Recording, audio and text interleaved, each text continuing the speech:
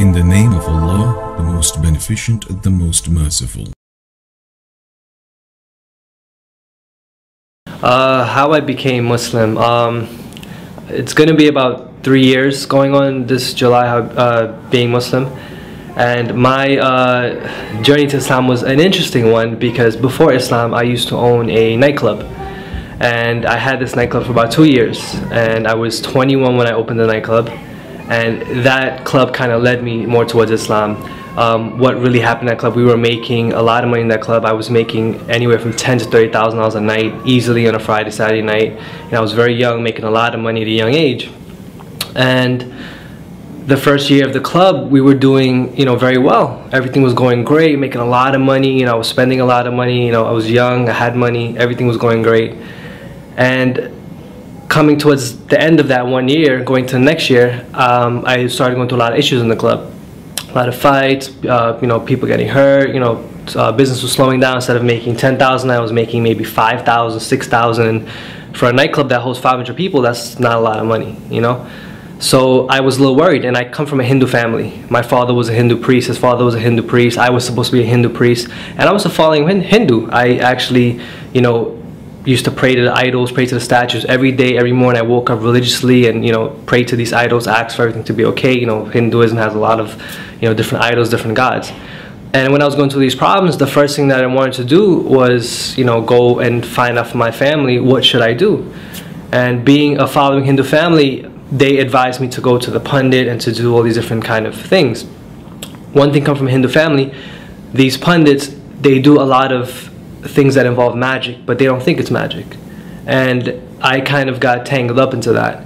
And when we was going through the issues in the nightclub, he advised me to do certain things. I was getting issues with the police officers. He advised me to do things dealing with mind control for these officers. He advised me to do things to bring people in the door. He told me there was like different kinds of the unseen world, the jinns messing with me from competition clubs. They were doing this kind of magic to me and doing these things to bring me down to try to get this location from me.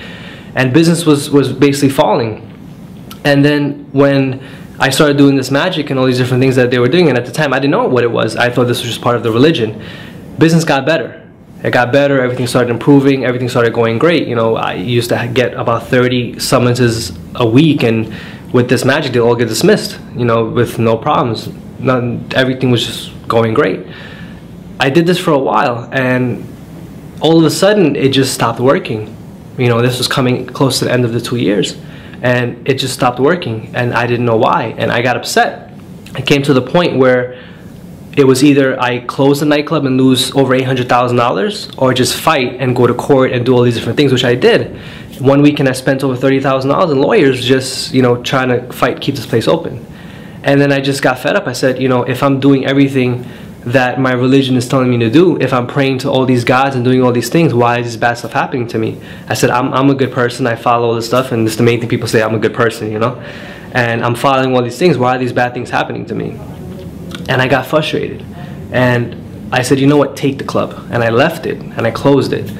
And it just so happened a week before these stuff was happening, a friend who was very close with me was with me from the day the club opened. He disappeared for a while. And he was actually learning about Islam. And he showed up that week that all these things were happening to me. He said, what's up? What's going on? I said, everything's okay. Everything's, all these bad stuff is happening. He said, well, listen, I'm looking in this thing called Islam. I said, yeah, Islam, those Muslims, those terrorists, you looking into those things? He said, yeah, they're not what you think they are. I said, really? I said, all right, no problem. I kind of brushed them off, and I went about my business. But then when I finally decided to let the club go and just do all these things, I lost over $800,000. I lost a lot of money, and I was 23 at the time. I lost a lot of money at a young age, and that money is what I worked for. My family's not wealthy. Those were loans, those were credit cards, those were hustling, doing all these things just to get that money. And I got fed up. I said, if I'm doing all these things for God, I'm following God, why is these bad stuff happening to me? For a kid to go from making $10,000, $30,000 a night to be negative, it's hard. And I said, I'm following God, I'm doing all these things. Why did God leave me? And I said, I don't believe in God. That's it. So I started asking questions and say, you know what? If there's a God, I got to find out who this God is. Because right now I don't think there is a God, because I'm doing everything and it's not working. So I started going on this kind of religious quest, if you want to call it. and I started asking a lot of questions. You know, my father had a lot of like Bhagavad Gitas and all these different kinds of books in the house.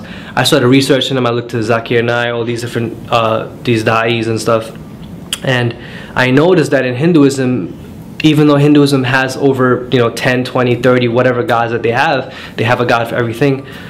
The scriptures itself, it says God is one, without a shape, without a partner, without anything. These scriptures say this: God has no shape, he has no form, he's a formless supreme being.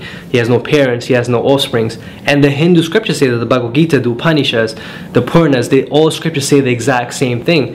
But these Hindus, they're following a mythological story. This is what they're doing, and they teach us this, and we grew up with this. This is how I grew up, and I kind of got fed up. I said, okay, if this is not what it is, then what is it? Because I was taught that I'm the greatest of all because I was born a Hindu, and you can't just become a Hindu, you have to be born a Hindu.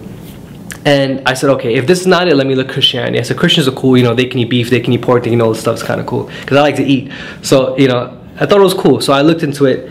But when I started reading the Bible is kind of confusing at first. There's over 500 versions. I don't know which one to read, so I just picked up another one, 500 versions of the Bible. Which one do you choose? Who's right? There's nothing's really right with that. And I started reading one version of it. I think it was just the New Testimony, whatever it was, whichever version of that one there is. But when I started reading it, it was very confusing to me, and there was a lot of contradictions, because in the Bible it says, Jesus spoke to the Father, but then he is God himself, and then he was talking to all these different three people, and if he was God, then who was he talking to? He said, I am the Father, the Son. It was different, and it was a lot of contradictions in it. So I kind of got fed up. So I went back and I spoke to my friend who was looking into Islam. And he said, let's go check out, let's go get a Quran. So I went, I took a drive down to Brooklyn, and I picked up an English translation of the Quran. And if you ever look at the Quran the first time, it's kind of confusing, English translation, because you don't know what's Baqarah, what's Fatiha, what's all these, so you don't know what this is. Like, why am I reading about a cow? What is all this stuff? So I just kind of opened it to some random page. And I don't remember the exact ayah, I have it written down, but what it basically, the ayah said to me was that, it was we who pulled you from the sin in order that you may return to the straight path. If you revert to your sins, we shall revert to your punishment. We shall revert to our punishment. And I don't remember what ayah it was. I think it was Imran, but I'm not sure. But it spoke to me. It says, it is we who have pulled you from the sin in order that you may return to the straight path. If it wasn't for our favor upon you, you would have been in the same fire as them. And these kind of like the context is said. And this is the first thing I ever read in the Quran, and it was just a random page. So I said, wow, what is this? So I started doing research. I started researching the miracles of the Quran, all these different things, and I came across something, called the Didn. And then when I came across what the Didn was, and these unseen creatures, and I figured out what I was doing was wrong. It intrigued me. I said, I didn't know this thing existed, because these pundits were telling you they were unseen beings, and they were, dead people and spirits and all these crazy things. And when I finally learned what it was, I was like, man, that's interesting, and I can't believe I was doing that. And it talked about tying up the knots and all these different things that we were involved with.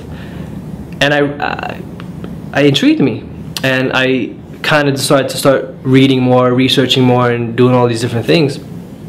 And one day I just finally decided to take my Shahada.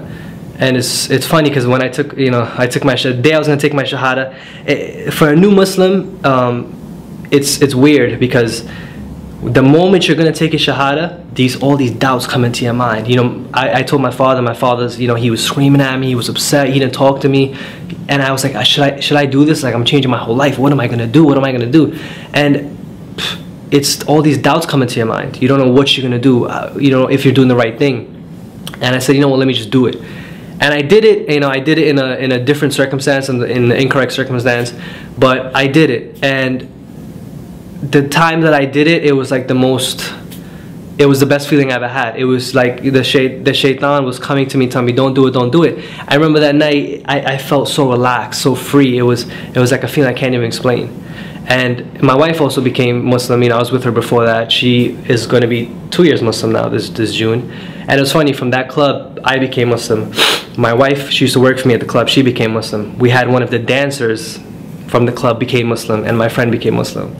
So all from that bad thing, that pinnacle of sin, cheating people, liquor, drugs, intoxicants, whatever it may be, 4 people became Muslim. And that's my story in a nutshell. You know, there's more details to it, but in a nutshell, that's basically how it happened.